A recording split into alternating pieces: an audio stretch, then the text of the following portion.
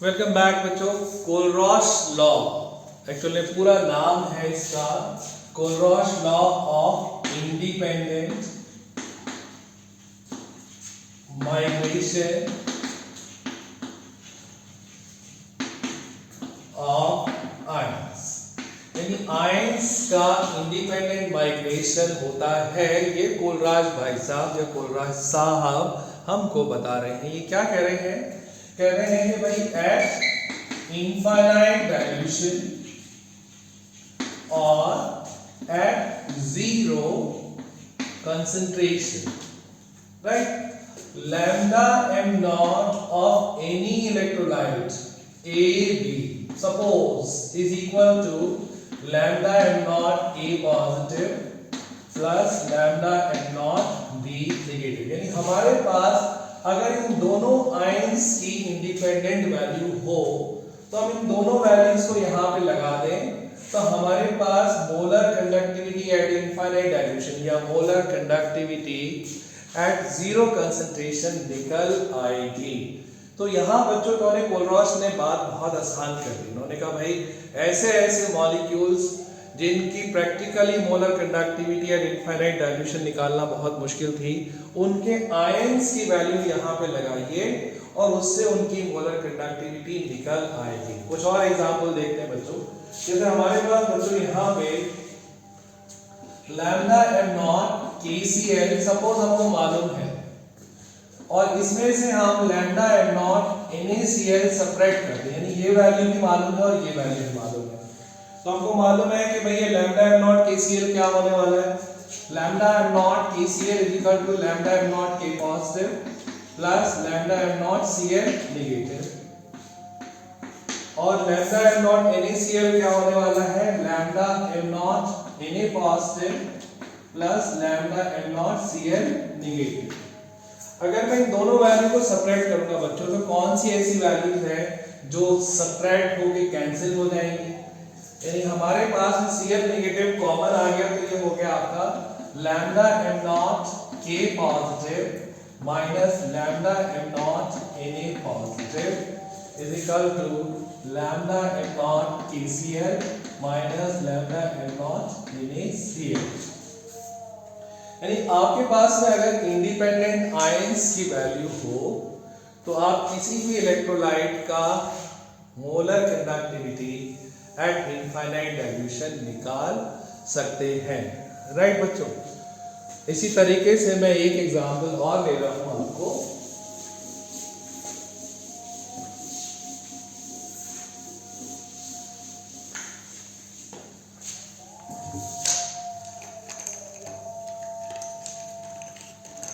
देखिए बच्चों, हमें मालूम है कि lambda m naught CH3COOH is difficult to find practically. Lambda m naught CH3COOH is difficult to calculate or difficult to found practically। क्या मतलब? क्योंकि ये है वीक इलेक्ट्रोलाइट, इसमें आप जैसे जैसे पानी मिलाते जाओगे इसकी मोलर कंडक्टिविटी बढ़ती चली जाएगी, यानी आपके पास एंड नाम की कोई चीज नहीं आएगी और आपका ग्राफ भी जो है वो ऊपर की तरफ जाता जाएगा। तो अगर आपको इसकी मोलर कंडक्टिविटी निकालनी है जो कि प्रैक्टिकली बहुत मुश्किल काम है, तो कैसे निकालेंगे बच्चों? आप क्या करेंगे? लैम्डा एम नॉट CH3COOH ये आपको मालूम है, नोन है। कितना वैल्यू है अभी मुझे नहीं मालूम, बट आपको मालूम है क्योंकि ये तो स्ट्रॉन्ग इलेक्ट्रोलाइट है। लैम्डा एम नॉट HCl ये भी नोन है। कितना है आई डोंट नो, बट ये भी स्ट्रॉन्ग इलेक्ट्रोलाइट है, इसका वैल्यू हमको मालूम होता है, right. Lambda m naught NaCl ये भी नोन है बच्चों, राइट। ये तीनों वैल्यू हमको नोन है। क्यों नोन है भाई? इसलिए नोन है क्योंकि ये स्ट्रॉन्ग इलेक्ट्रोलाइट की वैल्यूज हैं, ये आपको मालूम होती हैं।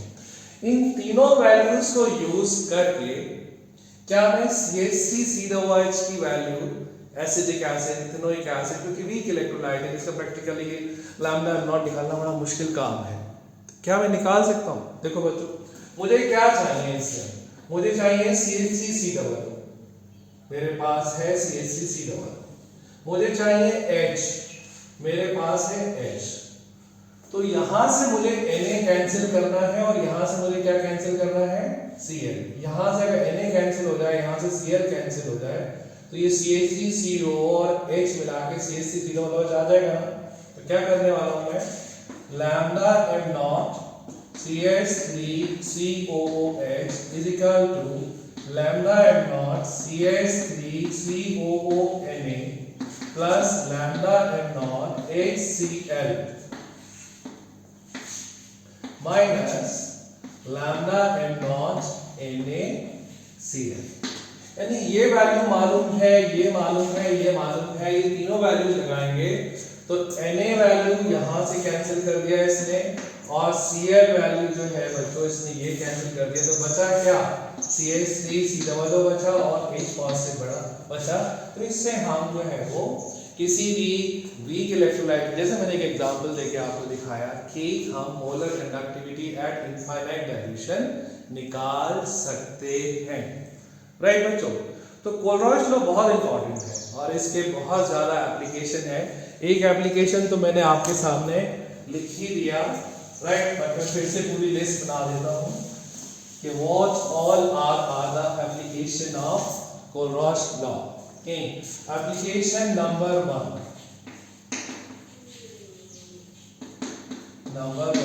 क्या है? We can calculate lambda m naught of weak electrolytes,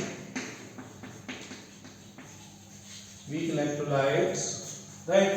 We can calculate lambda m naught of weak electrolytes, right, which is not possible otherwise practically, यानी प्रैक्टिकली इसको निकालना पॉसिबल नहीं है। लेकिन जैसा ऊपर मैंने एग्जांपल दिखाया बच्चों कि हमको CH3COOH चाहिए था, तो हमने CH3COOH लिया, हमने यहाँ पे NaCl लिया, हमने HCl लिया, दो को ऐड कर दिया, जो कैंसिल करने वाली चीजें थी उसको सबट्रैक्ट कर दिया, तो Na चला गया, HCl चला गया और CH3CO और H मिलके यहाँ पे CH3COOH की वैल्यू आ जाएगी। बस इसके बाद एक लाइन और लिखनी है, इनके नंबर्स लिखने हैं बच्चों, और नंबर्स लिखते ही हमारे पास लैम्डा एम नॉट CH3COOH आ जाएगा। दूसरा एप्लीकेशन क्या है बच्चों? दूसरा एप्लीकेशन है डिग्री ऑफ डिसोसिएशन निकालना। Degree of dissociation of weak electrolytes। अब weak electrolyte की डिग्री ऑफ डिसोसिएशन अल्फा निकालना मुश्किल इसलिए होता है बच्चों क्योंकि ये बहुत कम तो डिसोसिएट होते हैं, राइट। तो कम आयंस की वजह से कम ही इनकी मोलर कंडक्टिविटी बनती है, उसको मेजर करना और उससे उनका अल्फा निकालना बड़ा मुश्किल काम होता है। तो क्या करते हैं यहाँ पे, alpha is equal to number of molecules dissociated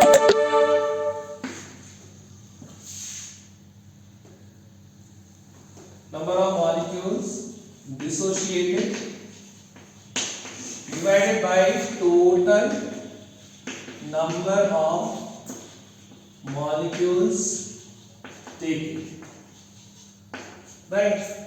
तो इसको निकालने के लिए बच्चों हम क्या करते हैं,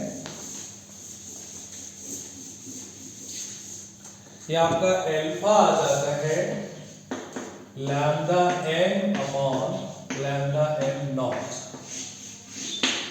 यानी degree of dissociation of weak electrolyte is equal to number of molecule dissociated. अब जितना भी डिसोसिएट होगा उस हिसाब से इसका लैम्डा m आ जाएगा, और total number of molecules taken ये आपका करस्पॉन्ड टू यानी इक्विवेलेंट हो जाएगा कि इसके मैक्सिमम मोलर कंडक्टिविटी यानी मोलर कंडक्टिविटी या इनफाइनाइट डाइल्यूशन या लिमिटिंग मोलर कंडक्टिविटी के। तो किसी भी इलेक्ट्रोलाइट का ये वैल्यू तो हम कैसे निकालेंगे, जैसे मैंने अभी आपको दिखाया था, ये इस वाले मेथड से जैसे सामने लिखा है लैम्डा एम नॉट आ जाएगा, और लैम्डा एम वैल्यू हमको एक्सपेरिमेंटली गिवन होता है। तो ये दोनों वैल्यू लगा के बच्चों हम अल्फा निकाल सकते हैं, डिग्री ऑफ डिसोसिएशन निकाल सकते हैं। बहुत इंपॉर्टेंट है, बहुत सारी प्रॉब्लम इससे बच्चों आती है, राइट। तीसरा एप्लीकेशन और है, वो भी देखिए बच्चे।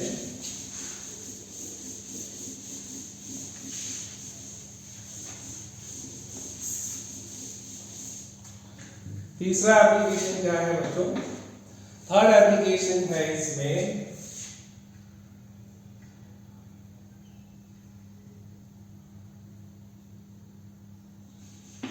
Equivalent, we call it as equilibrium constant निकाल, equilibrium constant निकाल, right, of weak electrolyte।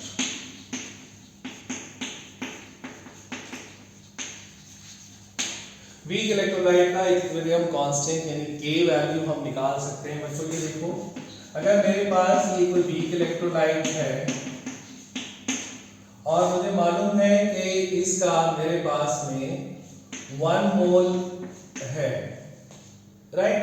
तो स्टार्ट में बच्चों यहाँ पे 0 होगा या 0 होगा, राइट। इसका डिग्री ऑफ डिसोसिएशन अगर मुझे मालूम है कि अल्फा है, और अल्फा क्या होता है? Number of molecule dissociated out of 1 मोल।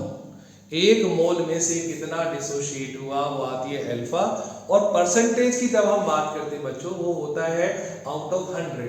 तो अल्फा क्योंकि रेशियो है बच्चों आप देख सकते हो, तो ये आउट ऑफ 1 मॉलिक्यूल आता है। तो अगर इसका अल्फा वैल्यू मुझे मालूम है तो ये हो गया माइनस अल्फा, और यहाँ पे बच्चों जितना ये डिसोशिएट हो रहा है क्योंकि ये रेशियो 1 है, तो ये आपका प्लस अल्फा और ये आपका प्लस अल्फा आ गया, राइट।